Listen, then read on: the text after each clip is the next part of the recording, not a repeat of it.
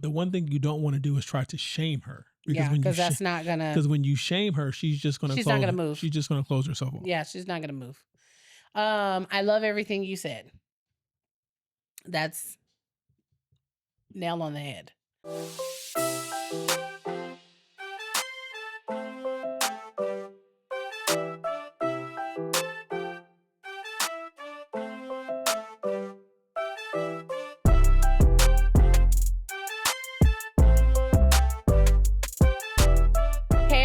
Welcome back to another episode of Life After I Do. I'm your host, Nisha G, and I'm here with my co-host.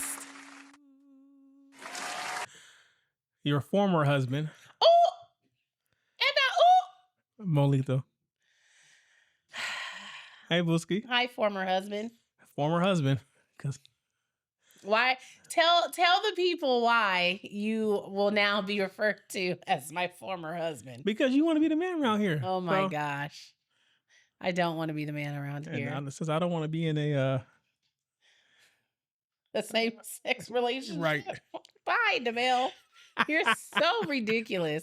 So he's saying that because, like we have mentioned, we both have been in the gym, right? Uh-huh. And I think I have said this before that, last year I was with a trainer and I was working on my powerlifting because I like powerlifting. So I like to lift. She's not going to be strong. I like to lift a lot of weight, okay? Or as much weight as I can lift.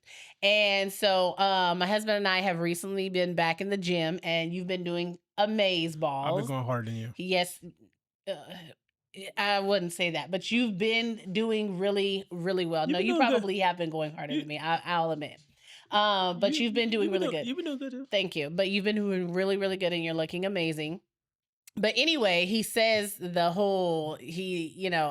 trying to take over being the man because we did our in-bodies. For those of you who don't know what an in-body is, it's one of those little like machines. It's a full body scan where they like measure your muscle mass, your fat, your visceral fat, your all your matrix, all your skeletal matrix. So it breaks it down with your water and everything and your weight, right? And your fat mass. And so our results came back and it came back that I have 100. Well, no. Okay, 99.4. Sorry, let me be exact.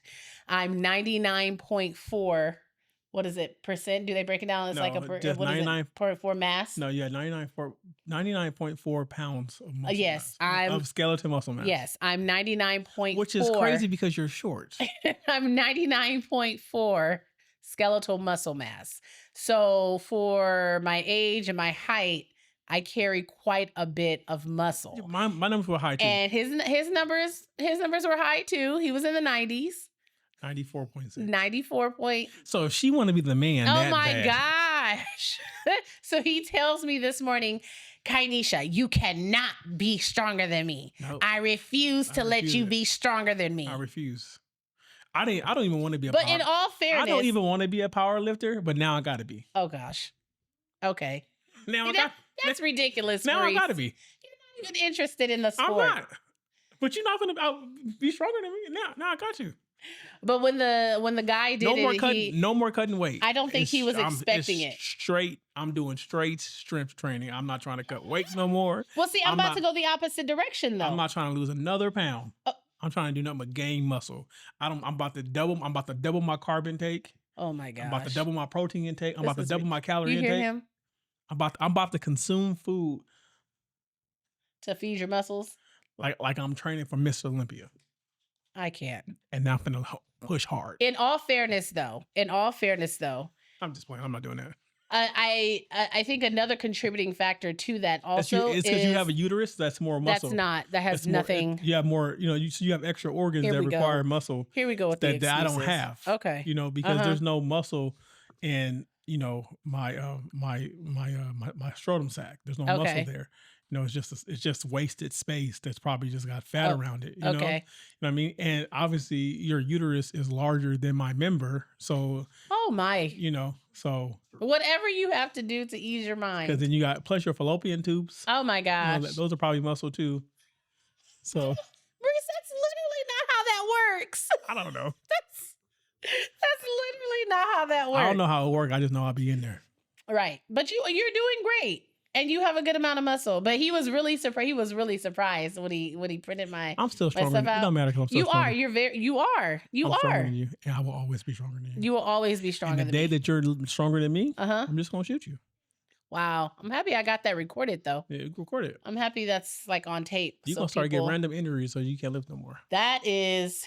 The tongue is a powerful thing. So if you could, you could not put that out there because my wrists are already hurting a little bit. I was just thinking right now, so I don't even have to say that because between your wrists and your heels, you gonna take yourself out. I will say, okay, so today at the gym, when I went to the gym today, like let's get into our weeks. When I went to the gym today, I was waiting for what is it? Is it that the row? Probably. Is that the row? The one you do where we sit down? Yeah, that's probably. Okay, the row machine. And so this guy was sitting there and he probably did like 4 sets and he had a 45 plate and a 25 plate. Lightweight. And so he was going, but like you could see like on his face, and that's where I start at. So like when he was done with his sets, I hurried up and went over and I was just like, okay, it's already set up. The only thing I had to do was adjust the seat. But he went to the weight rack, like right in front of me, right in front of me, but a little off to the right. And so I didn't take the weights off. And so I could see him, he looked back and I'm like looking forward so I can see him out of like my peripheral. And he turns around and he looks because he's trying to see like if I'm going to take the weight off. And I'm like, I'm not going to take the weight off. So I warmed up basically like with what he had on there. Yeah. And so then I can see him, he's going over there. He's like, doing his whatever with the weight bitch. And so then going towards my last sets, I was like, I'm pretty sure that when I work out with you, I do the 245 plates. So I was like, okay, let me go ahead. And so I looked at my tracker and I was like, sure enough, my tracker says that it was 245 plates. So I took the 25 plate off and I put 245 plates on each side on there. And I went to go into it. And then I caught him at the corner of my eye and he was looking at me like, this bitch. Just showing him up, huh? And I refused to be him. So at first I thought I was like, should I just do one more set? Because I wanted to see if I could do the 2 plates and add like the 25, like to, just to see with good form, with good form, even if I could just, controlled. If I could just like crank out just 1 or 2, but I was like, I don't want to overdo it. Cause I still had, lat raises to do and I didn't want to be tired for my lat raises or no. Yeah. So I didn't want to, be tired for that. And I was going to tell you, I was going to tell you what that I had a similar experience today. When I did my incline, chest press, my dumbbells. And when I picked up the 40s, there was a guy behind me and he looked at me like, I'm sorry, I picked up the 70s. And he looked at me like what the heck? Cause I had already did like the 65s for 12. I was like, let me try to go up. And when he saw me pick up 70s up, he said, and I looked up and said, bro, just do your 45s over there. Right. Don't mind me. Like I'm proud of you. Even with the hammers, like I did. And the guy that was standing next to me had the 40s and he was like, getting it. He was like trying to hold it. And I picked up the 45s and I was like trying to get it. Yeah, but the but thing sometimes is, I'm not finna get into all fitness stuff over here. No, but I'm just saying, I know like for me sometimes too, even when I'm like going lighter so that I can do more reps. Yeah, it's for intensity. Yeah, for intensity. So I mean, I'm not trying to compare myself, but I'm just saying. Honestly, you go lighter for intensity and for like not necessarily intensity, but yeah. For form, for muscle growth. But I mean, my thing is like trying to make sure my form is good, as good as possible. It doesn't matter how. Wow, really? Really? We're not going to talk about somebody with bad form. I have been telling you your form has been off for how long? And then when you ask your trainer, your guy you're working with, and then you sent him video and he gives you the exact same feedback I gave you. I follow your feedback. I'm not saying that my form is like perfect, and I'm not saying like, but I can see when you was struggling. And I was like, hey, babe, that's not a controlled. I didn't even get to tell my week because you were too busy trying to talk down on me. I told the whole week either. Come on. You're the one who started with saying I was the man. Yeah, you want to be. Okay. How was your week, Demel? My week was great. Oh, my gosh. I was in the gym on Friday. I was getting it. He just said he wasn't going to talk about the gym, and then he went right back. Listen to what I'm saying. Then I was on the treadmill, and I was like, okay, let me get my cardio in. Getting it. And then I get a text message. And I look down on my phone, and I said, K-Dot done dropped again. Oh my gosh. And from that point on, I've been yelling, mustard. Yes. Oh, he's been so annoying. He's been so annoying. That's my boy. He just randomly walks around the house and yells, "Mustard!" So annoying. Turn the TV off. Turn the TV off. But you know what's funny? Shout out to K-Dot. That album is fire. They updated my workout playlist. And it's on there? And one of the new songs is on my workout playlist. And I was like, I guess it's time to give it a listen. Did anything else ever happen with the whole Lil Wayne response though for him? And in what context? Because I haven't listened to it, but in what context did he mention Wayne? Okay. Was it like a shot, or was it like? I'm gonna summarize this because this is not what our podcast is about. Okay, but we're recapping. Right. Yeah, we're recapping. Right. So anyway, what happened was, as you know, Kendrick got the Super Bowl. Okay. The Super Bowl's in Louisiana this year. It's in New Orleans. Okay. Right. So it was outraged. People were saying Wayne should have got the Super Bowl. Yada yada yada. Oh, because he's from right. Wayne did make a statement. He appreciate the love, all that, right? Whatever. Before Kendrick said something. Before Kendrick, right? Okay. People are saying that Kendrick dissed Wayne because, Kendrick responded to, the whole thing. Kendrick said something along the lines of, I used to bump the Carter 3 growing up, something, I forgot everything he said, but it ends up with, I guess I let Lil Wayne down. Or no, something like that. I guess I let Wayne down. Something like that, right? And then he goes on to say that pretty much out of all the people in the industry, the only person that congratulated him for getting the Super Bowl was Nas. Mm-hmm. So people are saying that the whole line of I guess I let Wayne down was him taking a shot at Wayne. And then Wayne was like, what the fuck did I do? Right. I read his tweet. Right. I read his tweet. When there's like, and then somebody put up your tweet pretty much complaining about not getting the Super Bowl. Yeah. So it doesn't. I mean, based on how you're saying it, it doesn't sound like he was taking a shot at him. He didn't take a shot at nobody. He didn't take it. But look, I think now he just has that type of reputation ever since the. Look here. Oh gosh. The boogeyman himself. He didn't take a shot at anybody, but he said the energy is F everybody. This man said I will cut my granny off if she don't see it my way. That's the energy. That's my energy all 2025. He has set the tone. I will cut my granny off if she don't see it my way. He said everybody can get cut off. Everybody. And he said, and then he responded to Cole by saying, there may be more blood. Because, Cole had a line talking about, my boys went back and forth and I got blood on me. And so Kendrick said there may be more blood. Mm-hmm.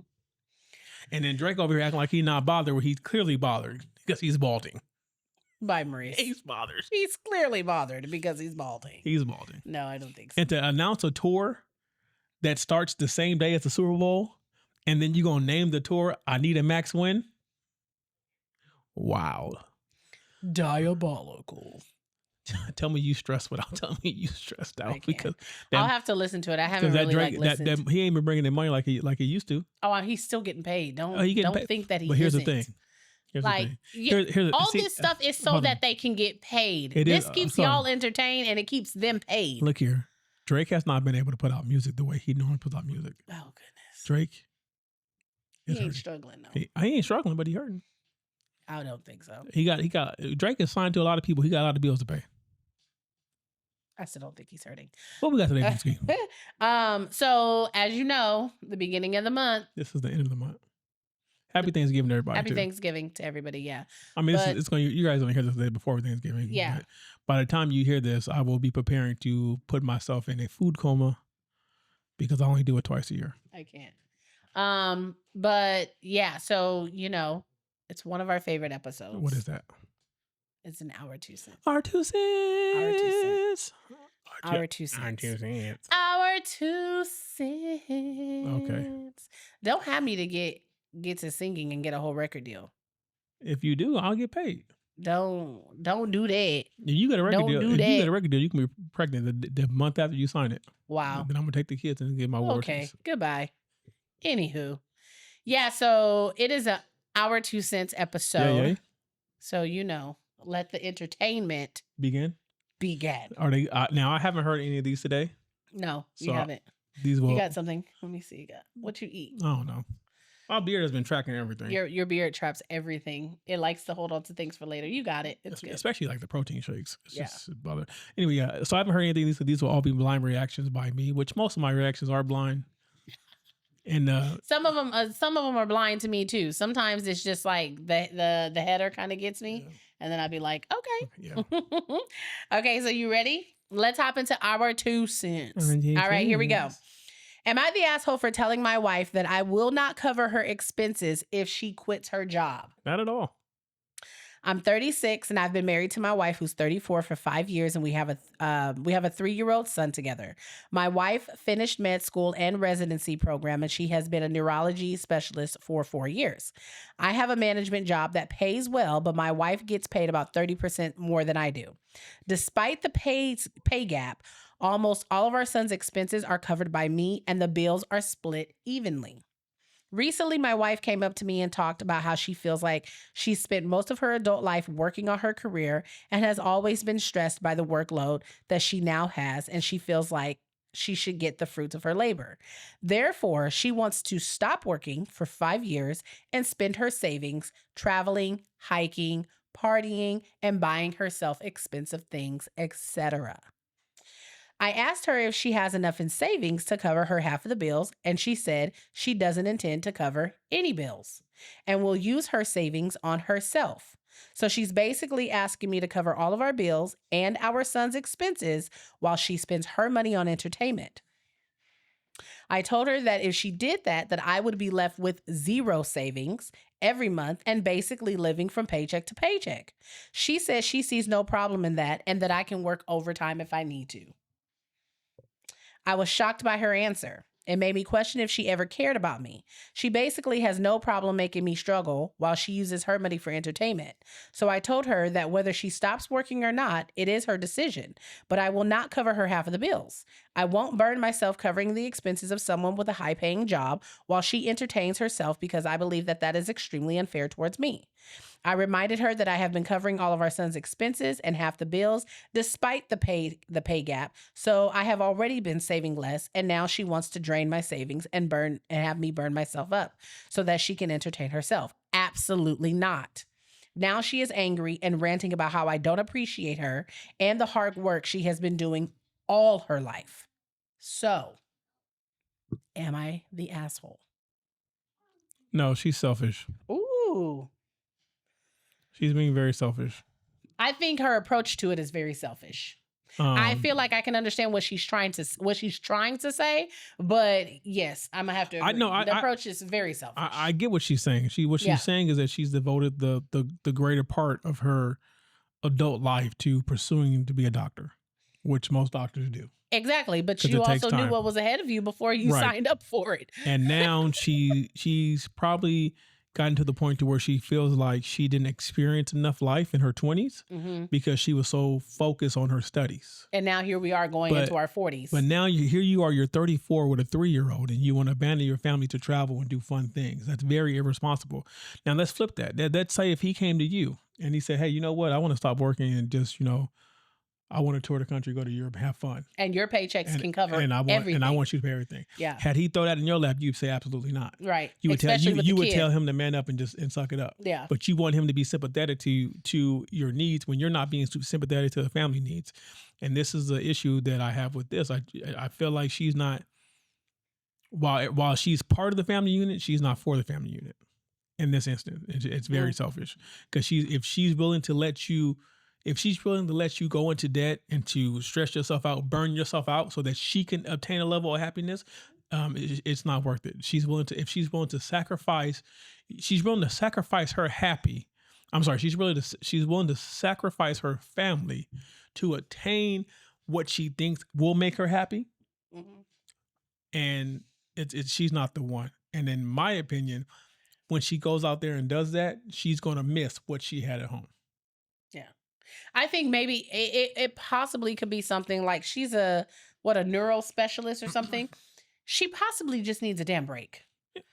She probably just needs to really just take a sabbatical or something, you know what I mean? And just take some time off and step back and gain some perspective and breathe. And that doesn't have to require you spending up all your savings, abandoning your family, going off on hikes or anything like that. But I also think a couple months is different from 5 years. But that's what I'm saying. What I'm saying is in her mind, she's probably thinking like it needs to be some years. But what I'm saying is if she took a sabbatical, maybe she could just take a sabbatical for a year, or maybe she could take it for like 6 months or something like that. But just enough to step back and have a break, because in her profession, like he said, that she said she's been focused on her career practically since she graduated high school. She's been focusing on that while she was in high school. Right. That's been her path. Yeah. So it's like she probably didn't do your typical college things because she had to study. She couldn't have a job because she was pre-med. Like when you're to my knowledge, when you're a law student or a medical student, you can't even have a job because your focus needs to be your studies. You know what I mean? So now here we are. We're at 34. We have a husband. We have a home. We have a child. There's bills. And my life has just become, all I did was everything I needed to do to get the career. Now I have the career and I spend most of my time there, spend a little bit of the time at home with the husband and a kid and a house and then the bills. And then we probably don't even take family vacation. It's just like, the thing is, I just need a break. But I do, hold on, I wasn't done. But I think I think her approach. Did she just sign me? I think her approach is probably what was a little offsetting. Now, for her to really say that she just wants to blow her money on like making herself feel happy and leaving him and the kid, I do think that's absolutely absurd. However, if she is trying to say, I'm stressed out, which he mentioned that she did say, I'm stressed out. I just need a little break. I need a little more room to breathe.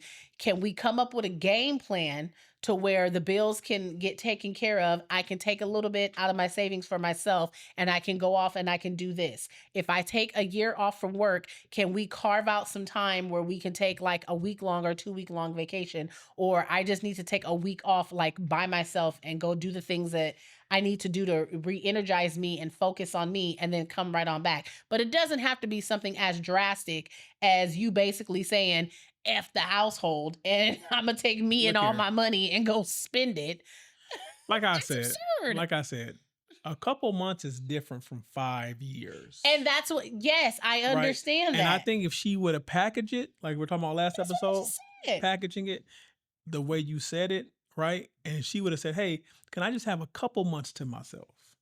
Right? Yeah. Because she probably has enough saved up to kind of still contribute to her bills and still be by herself, to recharge herself. To do something for herself. Because I do feel like everyone needs to be recharged. Shout out to my therapist. Everyone needs to be recharged. Yeah. So I feel like that is important. Yeah. But the way she's going about it is very selfish.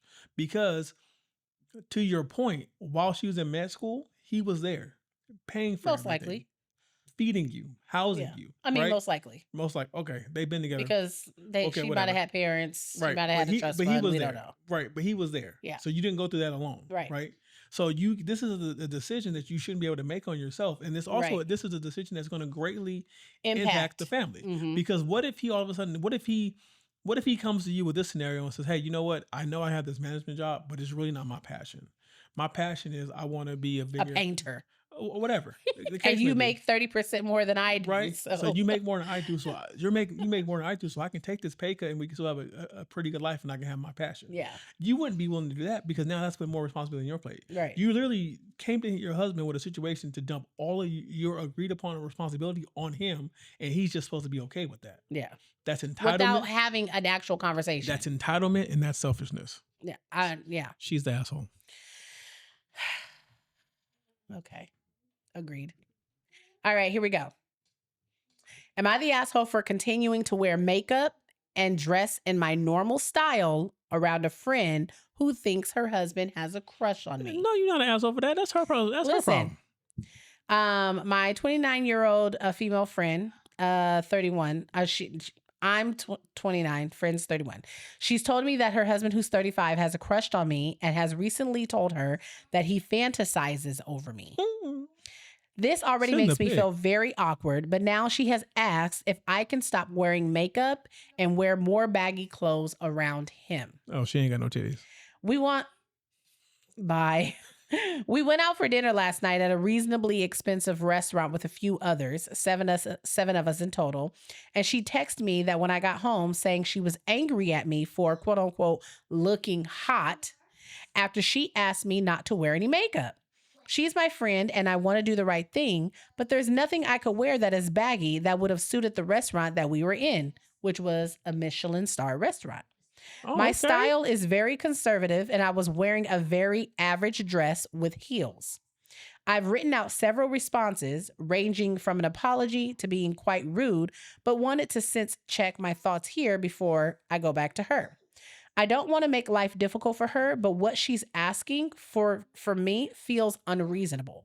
Am I the asshole? You are not the asshole.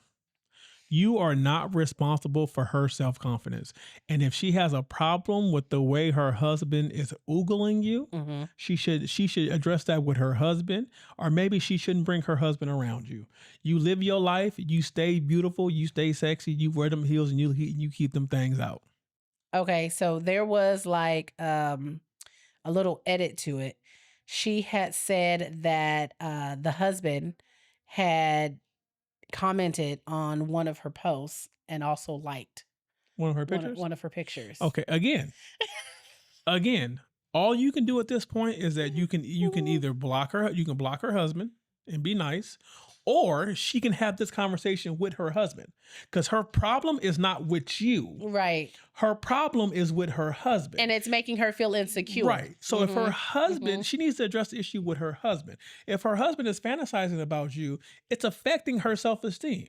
Right. So now she's looking at you like you the problem. Like you're the problem. And you're not the problem. To try to make herself feel better. Because I wish somebody would ask me to come in and say, can you make yourself look uglier? Can you make yourself smaller? Because you're a little too big and people like it. So if you can just make yourself a little smaller in the room. No. But can we talk about how apparently her husband has told her that he fantasizes about her friend? That's wild to me. First off, I would never. Why would you even say anything like that? I would never. Never. Why would you say anything? If we're around friends or something, I would never. And we have a friend who is attracted to another friend's husband, like, first of all, why would you tell your wife that you attracted to her friend? Right. I'm so confused. That's the part that befuddles me. Well, maybe they have transparency in their okay. Okay. Yeah, I mean, hey, listen, I'm all for transparency. I'm all for being honest. I'm not. But if you are going to come to me and say, hey, I think one of your friends is attractive, that's different. Because then you double down and said, I also fantasize about her. Okay, look here. Okay. Look here. Okay, listen. Hold on. As a man, I think it's okay for you to acknowledge that another woman is attractive. It's beautiful, yes. Right? That's okay. But to sit here and tell your wife to her face that you fantasize about another woman, that's wild. That's diabolical. That's wildly disrespectful. It's and I can't help but to think any person, man or woman, to say that to your partner, you're doing that with the intent to hurt them. Right. You're doing that with the intent to make them feel insecure about themselves. Here's the thing. I thought about this. What if the lady who wrote that, she's obviously attractive and good looking, right? Mm-hmm. The friend might be a little chubby. She might have had 2-3 kids, got some baby weight on her. You talking about the one that's married to the husband who told her that he's attractive? Right. So she's probably she's dealing with some stuff. She might be dealing with some self-esteem issues. Mm-hmm. Well, she's definitely dealing with them by her response. Well, he just put another brick right on top of it. And he's making it worse. But he's doing it on purpose. He has to be. Because oftentimes, men say things and they think that if I say this, she's going to take it this way and it's going to get her to change something. Yes. And that's not he probably mentioned she looks really nice. She takes care of herself. Yeah. She's always well dressed. And it's like, here you are, a stay-at-home mom of 3. You're running around and every time I come home, you're just never put together. All I get is messy bun. All I get is messy bun and crew necks. Sweats. It's crew necks. Thank you very much. See, look at that underlying shot you just took at me. I didn't like that. I said sweats. I didn't like that. And I prefer leggings and crew necks. Thank you very much. And you look good in them. I wasn't talking about you. No, the way you looked at me was the way you looked at me. Okay, I'm done with this one. Okay, moving on to the next one. This one I think you might have heard. Not attracted to wife anything. Anything? He ain't attracted in any way, Oh, shape, or wow. form. Damn. Me and my wife are both 38 years old, and we've been together 18 years and have a 10-year-old son. She's a great mother to our son and an okay housewife. Damn. When I met her, she was around 5'7" and about 150 pounds. Over the course of our relationship, her body has changed drastically. She has put on a lot of weight, and I'm not talking 20 or 30 pounds. She's probably tipping the scale at 300. She's been checked by doctors and has no health issues that would affect her weight gain. I've always been somewhat fit and kept up on my appearance. I walk, I bike, regular workouts 3 times a week. I've asked her to join me hundreds of times and only get the same answer. I can't. What's the point?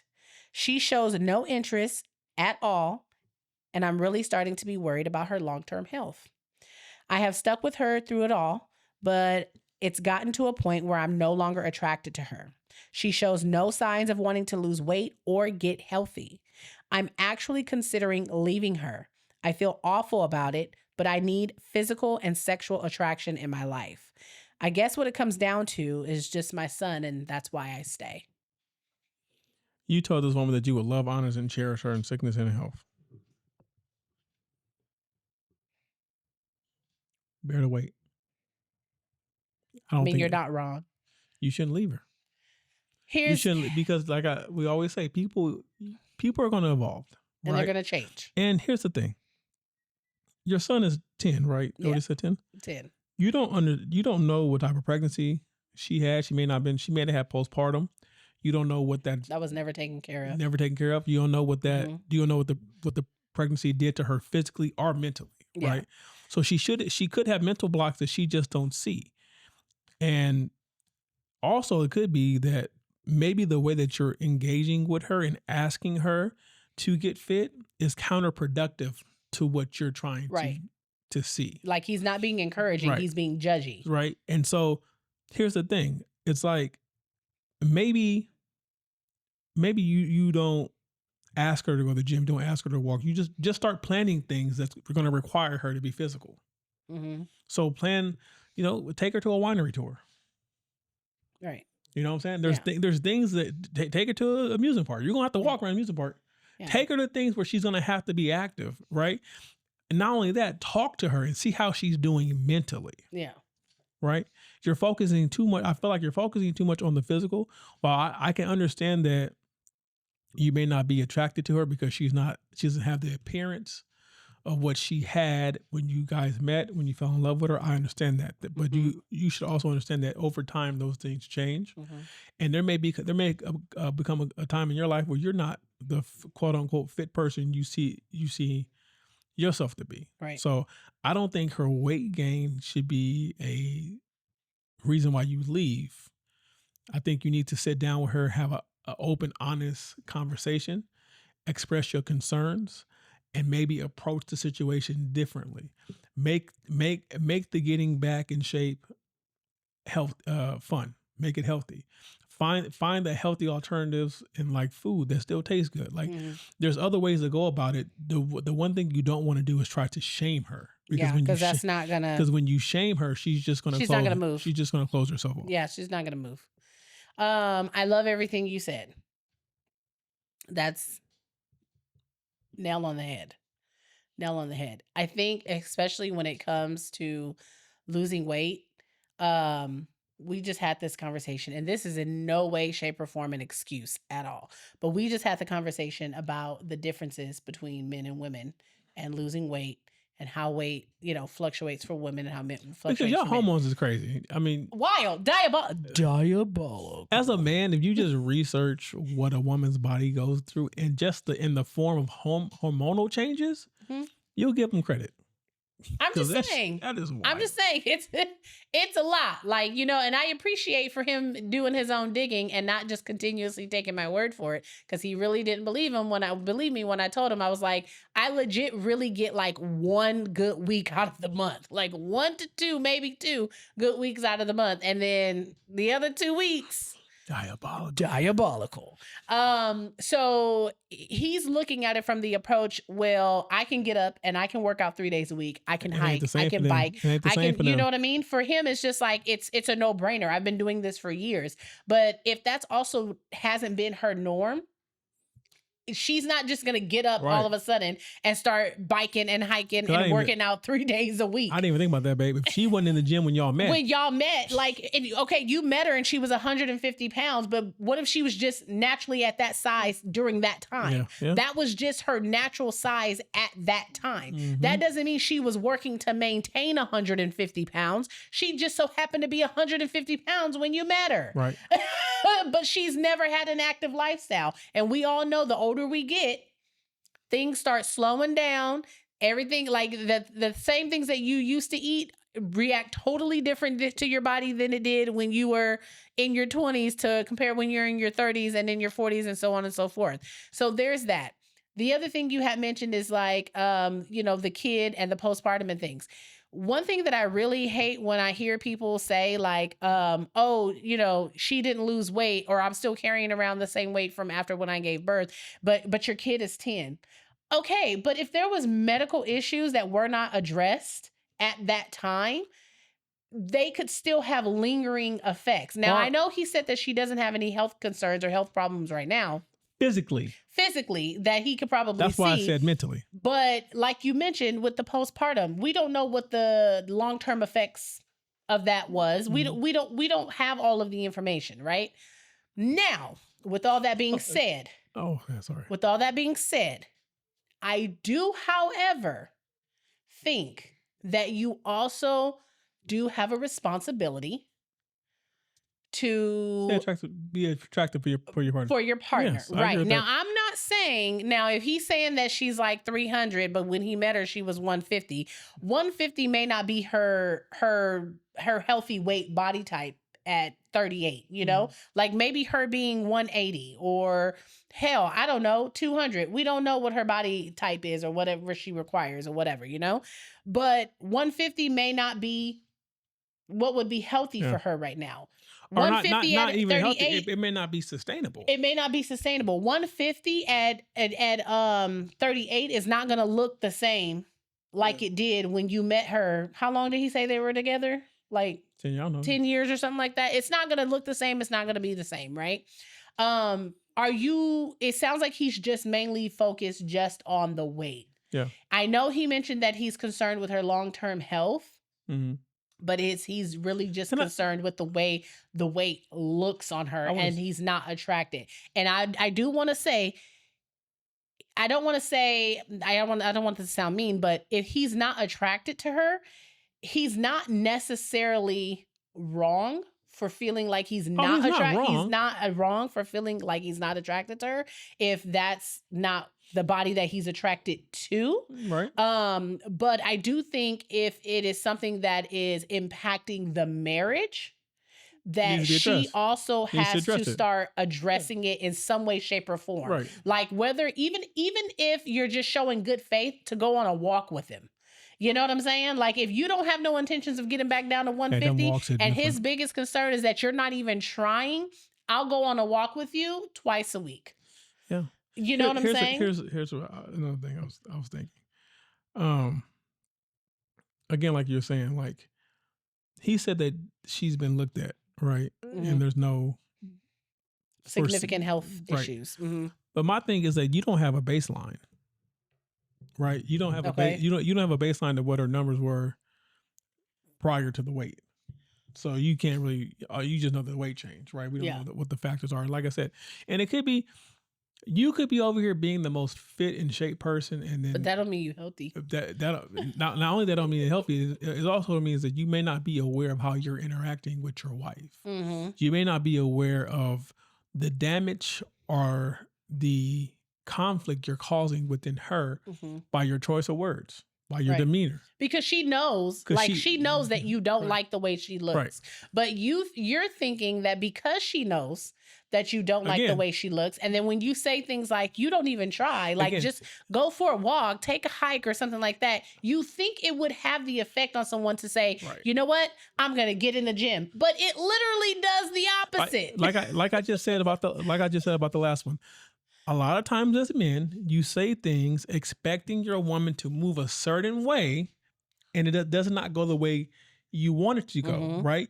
And to me, that is just a clear indication that you don't know your woman. Yeah. Because if you knew your woman, you would know what to say to get her to move the way you need her to move. So you need to actually sit down and have a heart-to-heart with your wife about how she's doing. Don't mention the weight. Yeah. Don't mention. Just check in with her. Don't mention the level of attraction. See how she's doing. Yeah. Just ask her if she's okay. Right. Right. And then you can talk about your concerns. And then you can bring up your concerns. But I also want to say this. Like I said earlier, you stood across from her and said you would love, honor, and cherish to death do us part. In sickness and in health. Right. So now, if you're telling me that you want to walk away because with your eye, right, she's not what you want to see, I would then question you and ask you, where did the love go? No, I would question and ask, what was the marriage based on? What's the foundation? Was there ever love there? Or were you just enticed by her looks because she fit the mold of what you thought your woman should look like? Well, he also mentioned that she was an okay housewife, so maybe he's not happy with that either. Right, that could be a problem as well. Yeah. Again, that's another issue that you bring to her because again, all of this could stem from how she's feeling internally, and maybe she needs to go somewhere where she could talk to someone and it be safe. Yeah, I agree. I think it's all in the approach. Yeah, because it's not what you say; it's how you say it. It literally is how you say it. You could say anything. You could be talking to a person and just dogging them in front of their face. But if you do it with a smile and a soft delivery. If you look here, if you talking to a person in their face and you want to talk shit about them, just use words with 3 or 4 syllables. Okay. They're going to lose it. They're going to lose it. They're not going to be able to keep up. Okay. This one says advice needed. Okay. Am I the asshole for refusing to host Thanksgiving after my sister handed out a quote unquote family code of conduct contract? This happened recently and I'm still baffled. Wait, hold on. Did they say what nationality they are? No, not yet. Because this is a different this is levels of funny. It says, for context, I've hosted Thanksgiving for my family every year since I moved into my house 5 years ago. I've always, it's always a little messy and chaotic, but that's part of the charm, right? It's a house. You live in it. You got kids. This year, my sister decided she wanted to, quote unquote, help bring some order to the gathering. At first, I thought she just meant coordinating who would bring what dishes or helping with cleanup. Instead, she showed up at my house last week with printed copies of what she called a family code of conduct contract. She handed these out and insisted everyone read and sign them before attending Thanksgiving. Some of the highlights include a rule against overlapping conversations at the dinner table with suggestions for taking turns, like a respectful debate club. Another one is a ban on political and controversial topics, with her as the final arbitrary of what was to be heated. Another is a dress code of smart casual, because holiday photos should reflect well on the family. And another is assigned seating that she claimed was based on optimal personality compatibility. She was completely serious when I laughed and said, "You can't be serious." She accused me of not taking her efforts to improve family dynamics seriously. I told her I wasn't going to enforce a code of conduct at my house, and that if she wanted to micromanage Thanksgiving, that she could host it herself. She doubled down, saying I was being ungrateful and stubborn. I canceled hosting, and now the family is mad at me. My mom thinks I should have just humored her for the day, while my brother is refusing to go anywhere unless no one tries to draft a holiday constitution. I'm torn. Was I wrong for standing my ground, or should I have let her ruin the day and run the day to keep the peace? I have no serious answer. But she was serious. Okay. It's the overlapping conversation for me. I need you to do me a favor. I need you to read all the clauses in order, and then let me respond between each clause. Okay, here we go. Okay, go ahead. So her first rule of order was a rule against quote unquote overlapping conversations at the dinner table with suggestions for taking turns like a respectful debate club. Y'all gonna stop talking over me when I'm at this table because I have something to say and y'all not hearing what I gotta say. That's what that means. Y'all finna stop talking over me. Next one. I think next one. Okay. A ban on political or controversial topics with her as the final arbiter of what was to be heated. I know that we don't all agree on the same things, but I know what's right. Y'all don't. So what I say it is what it is, and we are not gonna argue no further about this. Next one. A dress code of smart casual because holiday photos should reflect well on the family. I'm tired of these kids showing up in pajamas and Crocs, messing up my holiday pictures. And I can't post nothing on Facebook or Instagram because your house is messy in the back, and then nobody showed up in proper clothing to take a damn family photo. So we got some people who took it serious and dressed up, the other half wearing pajamas, and then y'all didn't even bother vacuuming the damn carpet before we got here. That's what she was upset about. And then the other one is assigned seating that she claims is based on optimal personality compatibility. Y'all know damn well I don't like Steven. Stop sitting his ass down here by me, so I don't want to talk to him. And you know that Uncle so and so and Boyd can't sit next to each other. Uncle so and so and Boyd? Yes. Uncle so and so and Boyd is wild. Not Boyd. Not Boyd. Not her trying to dictate though. No. Tell me your type A without telling me your type right. A. Basically, she wanted complete control. She wanted it to be orderly. Right. And here's the thing. Everything that she mentioned on there. Do you like it? I'm not opposed. See, I know it.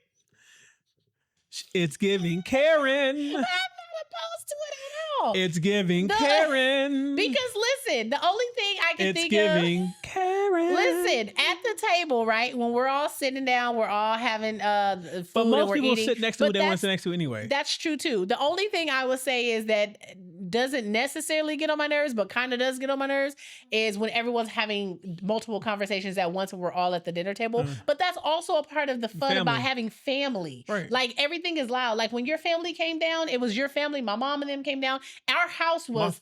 My family's not loud. Boy, please. We talk at a respectable level. Okay. The house was chaotic. Like when it was great. It was great. Like when your mom and my mom were in there making breakfast. It's a different conversation in every room. In every single room. We were all sitting at the table, and then it's like there's conversations happening in the kitchen. There's conversations happening at the table. So the kids were in the living room. We were all talking, and then it's just like when we sat down to eat breakfast, it was a table full of food and a whole bunch of people, and everybody was talking, and it was loud.